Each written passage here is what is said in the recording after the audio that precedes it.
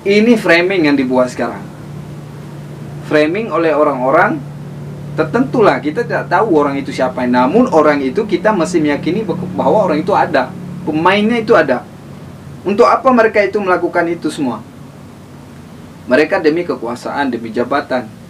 Kita ini semua dibenturkan antara umat beragama, agama Islam dengan Kristen dibenturkan, dengan Buddha, dengan Konghucu, dengan Protestan, dengan Katolik, dan sebagainya. Kita ini dijadikan alat. Oleh karena itu maka kita semua umat beragama, 6 agama yang resmi di negara kita Kesatuan Republik Indonesia, ini sudah saatnya kita sadar ya. Kita bangunkan kesadaran. Kita meski mempereratkan apa? Tali persatuan secara kemanusiaan. Ya, tidak secara beribadah. Kalau ibadah biar urusan masing-masing. Kalau kemanusiaan oke ya. Misalnya saya hari ini mau ngopi bareng sama teman kampus saya, mungkin ada orang Konghucu, Buddha, Protestan, kelima agama itulah.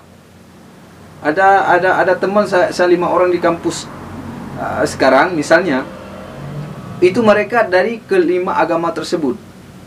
Masing-masing satu agama berbeda. Saya Islam. Keenam saya Islam. Kami berenam nih kawan. Kami nongkrong di warung kopi, makan bakso, makan sate, pergi ke relax sesekali ya, ke Taman Sari Banda Aceh misalnya. Soal itu sih cuma sebatas itu, nggak apa-apa. Pas nanti teman saya ini yang beragama Konghucu ini sedang sakit, saya tolongin dia, saya belikan dia obat.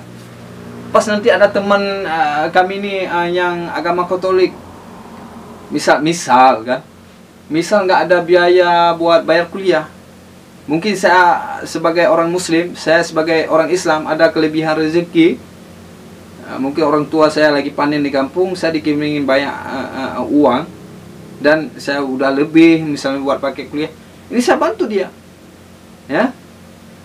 Karena dalam Islam, dalam membantu itu tidak boleh terjerat diri sendiri juga, ya.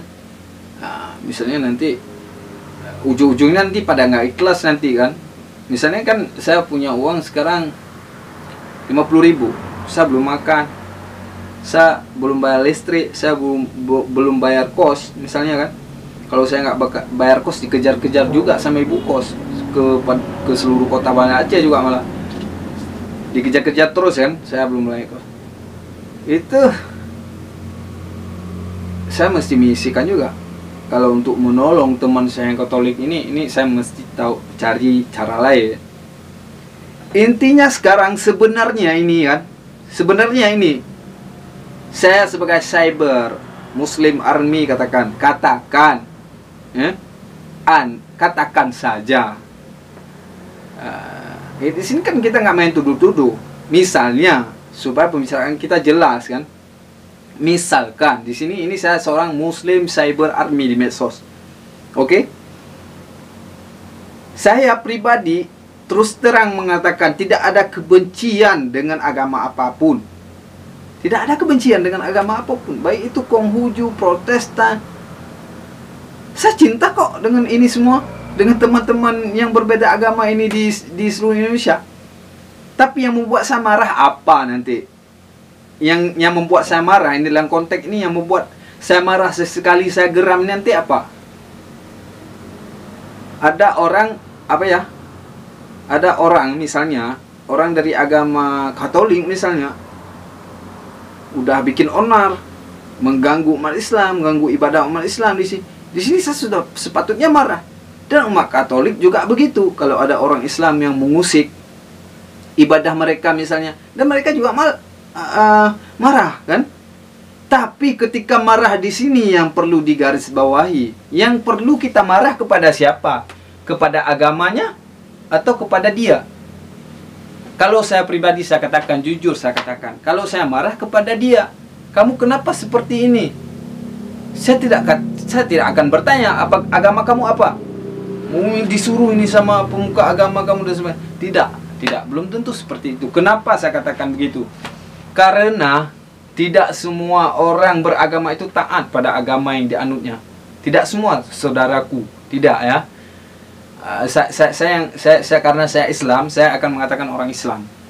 Di dalam agama Islam itu tidak semua orang yang beragama Islam itu taat kepada Tuhannya orang Islam, yaitu Allah Subhanahu wa taala. Tidak semua mereka itu taat dan patuh kepada Allah Subhanahu wa taala. Ramai kok yang melanggar.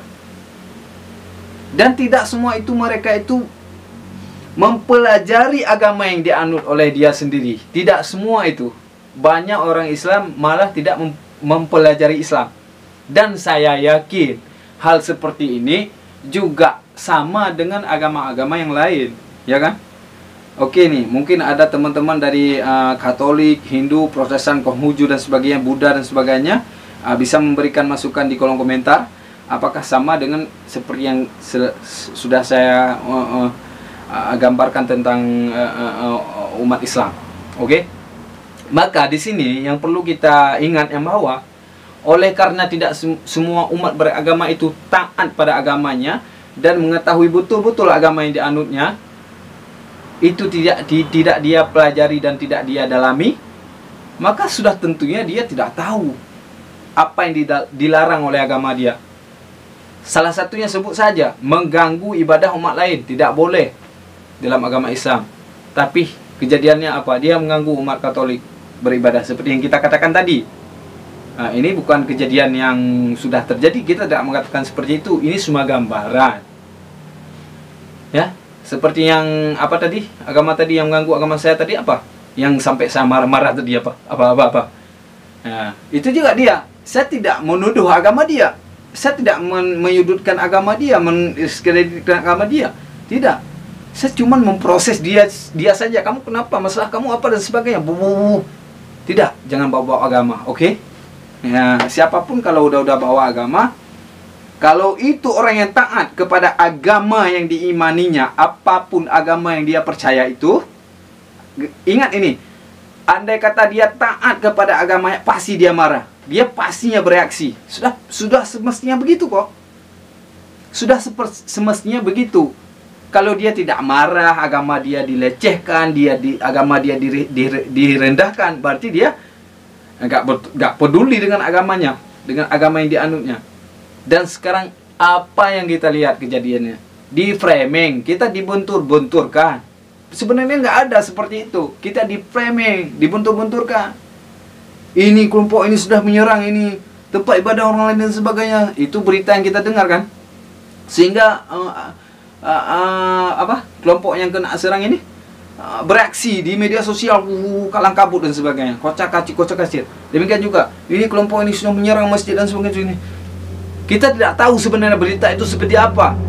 Untuk ke depan ini, kita semestinya ketika mendengar berita-berita seperti itu, kita semestinya kita tahan dulu.